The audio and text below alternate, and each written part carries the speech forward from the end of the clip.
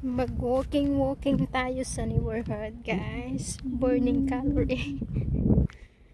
Ang init. It's 5 o'clock. Yan. Pag makaapat ako na lakad dito, so magiging 4 kilometer. Pampapawis lang para mo pag-burn ng konting calorie. Mga abot siguro ng 1 oras ng lakad ko dito. Or less.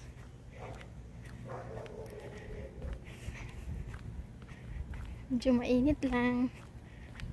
Pero tahimik lang dito. Papakita ko. Walking lang.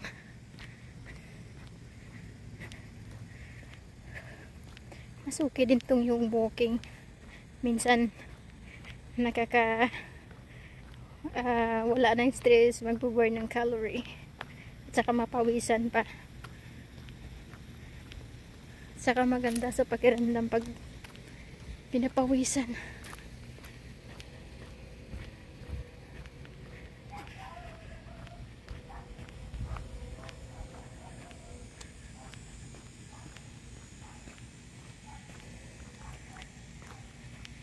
Tahimik lang dito.